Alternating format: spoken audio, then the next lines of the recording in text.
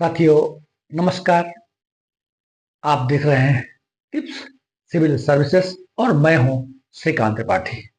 पिछले वीडियो में हमने चर्चा किया था कि मध्य प्रदेश लोक सेवा आयोग ने विज्ञप्ति जारी कर दिया है कि 16 फरवरी 2025 को आपकी प्रारंभिक परीक्षा संभावित है। आप सब तैयारी में लगे होंगे। प्रायः परीक्षार्थियों द्वारा यह प्रश्न पूछे गए हमसे और चर्चा की गई कि जो जीके है, जनरल स्टडी का जो पोर्शन है बहुत ज़्यादा है, कैसे हम उसको तैयार करें, करंट इवेंट्स को हम कैसे तैयार रखें। तो इस संबंध में हम आपसे चर्चा करना चाहेंगे आज। करंट इवेंट जो आपके यूनिट नंबर 8 में है और मैं प्रतिदिन आपको एक कोई ना कोई महत्वपूर्ण टॉपिक पर मैं चर्चा करता हूं और पिछले मेरे 100 से अधिक वीडियोस टिप्स सिविल सर्विसेज में पड़े हुए हैं, जिसमें बहुत सारे शॉर्ट्स भी पड़े हुए हैं, जिसमें बहुत ही इंपॉर्टेंट टॉपिक्स है और प्रतिदिन मैं कोई ना कोई इंपॉर्टेंट टॉपिक पर चर्चा करता हूं। और दूसरा, मैंने आपसे प्रॉमिस किया है कि आपके पूरे सिलेबस को मैं कवर करूंगा। यूनिट फर्स्ट से लेकर के यूनिट 10 तक मैं पूरी यूनिट को आपको कवर करूंगा, उसके पूरे टिप्स दूंगा, उसको आपको मैं समझाऊंगा, सिलेबस को समझाऊंगा और जो आपका पाठ्यक्रम है वो सब मैं समझाऊंगा। अभी फिलहाल तो मैं आपसे चर्चा करने जा रहा हूँ कि कैसे हम अपने आप को करंट इवेंट जो आपके समसामयिक घटनाएं हैं, आपका जो यूनिट नंबर 8 है, उसमें राष्ट्रीय, अंतर्राष्ट्रीय और जो प्रादेशिक घटनाएं हैं उनके संबंध में बात की गई है। प्रायः 10 से 15 क्वेश्चन आपके आते हैं और इससे आपकी बहुत बड़ी तैयारी हो जाती है। अगर आप ठीक ठाक से तैयारी कर रहे हैं तो करंट इवेंट की तैयारी करने के लिए, समसामयिक घटनाओं की तैयारी करने के लिए आवश्यक है कि आप अपना आंख, अपना कान और अपना दिमाग खुला रखें। ठीक, ये खुला रखने से क्या होगा, एक तो आप अपने आप को करंट जो समसामयिक घटनाएं होती है उनसे जोड़ के रखें। और ऐसा नहीं है कि जो परीक्षाओं में जनरल स्टडीज के जो क्वेश्चन पूछे जाते हैं तो वो कहीं से भी पूछ ले जाते हैं, ऐसा नहीं है। जो भी प्रश्न आते हैं वो संभावित है प्रश्न रहते हैं और जो कहीं ना कहीं किसी न किसी रूप में चर्चा में रहते हैं। मैं आपको आज कुछ उदाहरण के स्वरूप में मैं चर्चा करूंगा कि कैसे आप करंट से जुड़े और उनकी बैकग्राउंड इंफॉर्मेशन को अगर आप तैयार रखते हैं तो आपका सिलेबस का प्रत्येक यूनिट का कुछ ना कुछ पोर्शन कवर होता है। और जब प्रश्न बनते हैं तो प्रश्न भी उन्हीं से संबंधित हो सकता है कि प्रश्न हो करंट का, लेकिन उसकी कोई बैकग्राउंड इंफॉर्मेशन आपसे पूछ ले। तो इसी प्रकार मैं आज कुछ करंट के टॉपिक हैं तो उनको बैकग्राउंड इंफॉर्मेशन के साथ कुछ बिंदुओं पर चर्चा करूंगा। आप उनको नोट कर सकते हैं, अपने डायरी में लिख सकते हैं कैसे हम अपने आप को तैयार रखें, कैसे हम तैयारी करें ताकि हम समसामयिक घटनाओं को अच्छे से समझ सकें और साथ में उनकी जो बैकग्राउंड इंफॉर्मेशन है, उसका जो स्ट्रेटेजिक जीके पोर्शन है वो भी हम तैयार रखें। चलिए हम कुछ चर्चा करते हैं कुछ बातों पर कि हम कैसे उसकी तैयारी करें। जैसे पहला मैं टॉपिक ले रहा हूं कि अमेरिका में चुनाव हो रहे हैं। तो अमेरिका के चुनाव में आपको याद रखना चाहिए कि वहाँ प्रेसिडेंशियल मतलब अध्यक्षीय शासन प्रणाली है। भारत में संसदीय शासन प्रणाली है, अमेरिका में अध्यक्षीय शासन प्रणाली है। तो संसदीय शासन प्रणाली के चुनाव को तो आप समझ सकते हैं, अध्यक्षीय शासन प्रणाली को आप समझ सकते हैं। इनको मैं अलग से वीडियो में समझाऊंगा। अभी एक कॉमन टिप्स मैं आपको दे रहा हूँ कि कैसे हमको पकड़ के रखना चाहिए कोई चीज को। वहाँ चुनाव में बेसिकली मुख्यतः दो पार्टियां हैं, एक रिपब्लिकन पार्टी है, एक डेमोक्रेटिक पार्टी है। रिपब्लिकन पार्टी के जो उम्मीदवार हैं वो डोनाल्ड ट्रंप हैं और जो डेमोक्रेटिक पार्टी है उसके कमला हैरिस है। अब इसको आप कैसे तैयार रखें, इसमें आप जब आप चुनाव को पढ़ेंगे, चुनाव को समझेंगे तो आपको दो चार शब्द और भी सुनने को मिलेंगे। Dead heat, swing state, electoral college, elected voters. तो इनको जो आप ये शब्द आपके साथ आएंगे तो इनको आप समझने की कोशिश करेंगे, पढ़ेंगे तो आप बहुत सारी चीज की आपकी स्पष्टता होगी। जैसे चर्चा में चल रहा है कि डेड हीट्स मतलब जबरदस्त कड़ा मुकाबला, कंपटीशन दोनों पार्टियों में जबरदस्त है तो डेड हीट कहते हैं। स्विंग स्टेट ऐसे स्टेट जहां वहां भी स्थिति बड़ी कंपटीशन वाली है, बड़ी प्रतिस्पर्धा वाली है, इसको ऐसा स्विंग स्टेट्स बोलते हैं। तो इस तरह के शब्द आप रखेंगे तो आपको बहुत सारी चीजें समझ में आएंगी, चुनाव की प्रणालियां समझ में आएगी। अब इसको अपने भारत से रिलेटेड कर लीजिए। भारत में भी चुनाव की प्रक्रिया चल रही है। चुनाव की प्रक्रिया जैसे कुछ स्टेट जैसे झारखंड और महाराष्ट्र में चुनाव की प्रक्रिया चल रही है और कुछ असेंबली 14 असेंबली में उपचुनाव की घोषणा की गई है। तो आप जो बाई इलेक्शंस हैं, बाई इलेक्शन को आप समझ रखें कि कैसे इसका अधिसूचना जारी होती है। बाई इलेक्शंस के लिए जो आपका रिप्रेजेंटेटिव पीपुल्स एक्ट 1951 जन प्रतिनिधित्व कानून बना हुआ है 1951, तो उसमें बाई इलेक्शन मतलब उपचुनाव। तो 3 परिस्थितियों में ये उपचुनाव होते हैं। जैसे किसी जो प्रत्याशी जीत चुके होते हैं, तो उनकी डेथ हो गई है, या वो अपने पद से इस्तीफा दे दिए होते हैं, या डिस्क्वालीफाइड हो जाते हैं।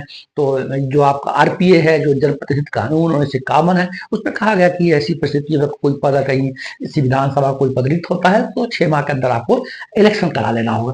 तो ऐसी चीजें आप अपने करेक्ट रखें। तो इतनी सारी चीजें आपके दिमाग पर रहेंगी। ये कीवर्ड्स हैं कि इलेक्शन कमीशन क्या है, रिप्रेजेंटेटिव पीपुल्स एक्ट 1951 क्या है, बाई इलेक्शन क्या है, बाई इलेक्शन किन परिस्थितियों में होते हैं, कितने माह के अंदर बाई इलेक्शन मतलब उपचुनाव हो जाने चाहिए। तो ये अगर आप कीवर्ड्स आपके दिमाग पर रहेंगे, फिर आप व्यवस्थाओं से आप बहुत तरह समायोजित होंगे, और ये बिल्कुल आपके स्वभाव में चीजें आ जाएंगी। कुछ आपको ज्यादा याद करने की जरूरत नहीं पड़ेगी, ये कॉमन प्रैक्टिस में आ जाएगी। फिर आप डेली आप न्यूज़पेपर पढ़ेंगे तो चीजें धीरे धीरे आपसे कनेक्ट होती चली जाएंगी और चीजें जुड़ती चली जाएंगी। एक बहुत अच्छा आपके पास एक प्रकार का नॉलेज बैलेंस आपका दिमाग में आ जाएगा, ज्ञान कोश आपके दिमाग में आ जाएगा। तो मैंने एक साधारण टिप्स की मैंने चर्चा कर रहा था, जैसे कि हमने अमेरिका के चुनाव में की चर्चा कर ली। भारत में जो बाई इलेक्शन होने रहे, उपचुनाव होने जा रहे हैं कुछ स्टेट्स में, कुछ असेंबलीज में, वो मैंने आपसे चर्चा कर ली। भारत कनाडा संबंध बड़े गड़बड़ चल रहे हैं इस समय। अभी हाल ही में जो वहाँ के जो हिंदू टेम्पल में वहाँ अटैक हुआ, तो भारत जब कनाडा संबंध को आप पढ़ेंगे तो आप थोड़ा सा प्राचीन ब्रिटिश शासन काल के समय में भी भारत कनाडा संबंध को देख लें तो आपका 1914 का कामागाटा मारू प्रकरण आ जाता है। कामागाटा जो मारू है वो एक प्रकार का जहाज था, कुछ लोगों को लेकर कनाडा पहुंचा। वहाँ की कनाडा की सरकार वहाँ उतरने नहीं दी, मतलब उनको जहाज से, तो वो लौट के आए, बज पे आए, और इस प्रकार की हिंसक घटनाएं हुई।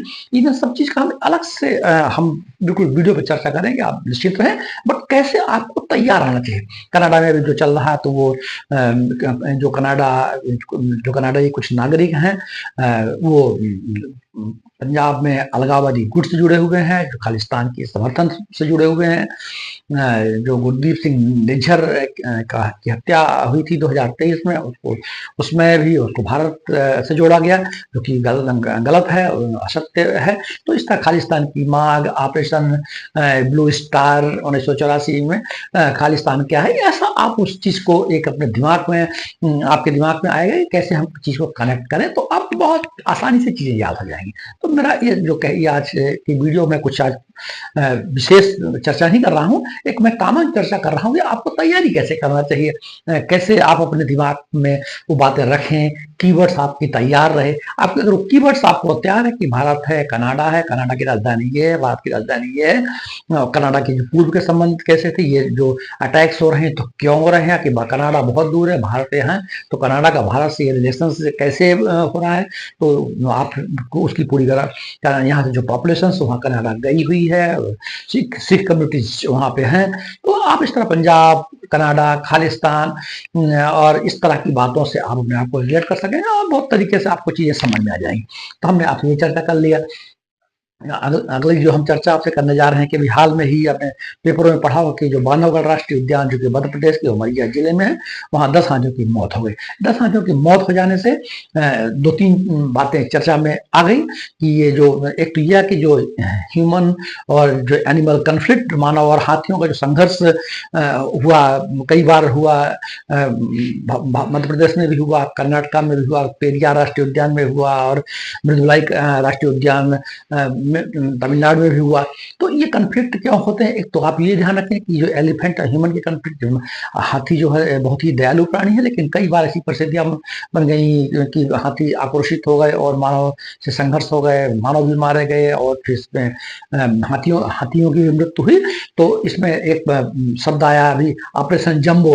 ऑपरेशन जंबो हाथियों को पकड़ने, हाथियों को नियंत्रित करने का कर्नाटक सरकार द्वारा चलाया गया एक अभियान था, जबकि इसको गलत माना गया कि ये पशु क्रूरता में भी आया है। तो मध्य प्रदेश सरकार में भी हाथियों का नियंत्रण के लिए ऑपरेशन जंबो की बात की जा रही है। अच्छा है या गलत है ये एक अलग विषय है, लेकिन हम कैसे अपने आप को कनेक्ट रखें। तो ये एलिफेंट हाथी की बात है, तो बांधवगढ़ राष्ट्रीय उद्यान आप तैयार करके रखें।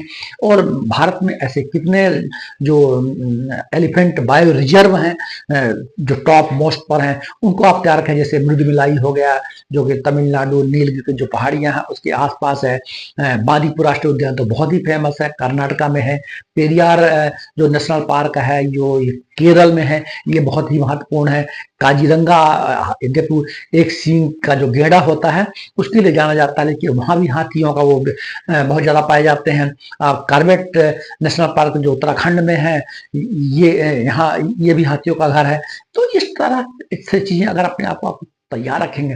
साथियों, मेरा यह सब मानना है कि आपको प्रतिदिन एक तो न्यूज़पेपर पढ़ना चाहिए। न्यूज़पेपर आप पढ़िए। कई बार सोचते हैं कि रोज तो वही घटनाएं आ रही हैं, अरब इजराइल बता रहा है और जो भी कॉमन समझ, लेकिन जब आप पेपर पढ़ते हैं तो आपको बहुत सारी, जैसे मान लीजिए जैसे अमेरिका में चुनाव चल रहा है तो अमेरिका की जो चुनाव की प्रणाली है वो भी आपको समझ में आएगी।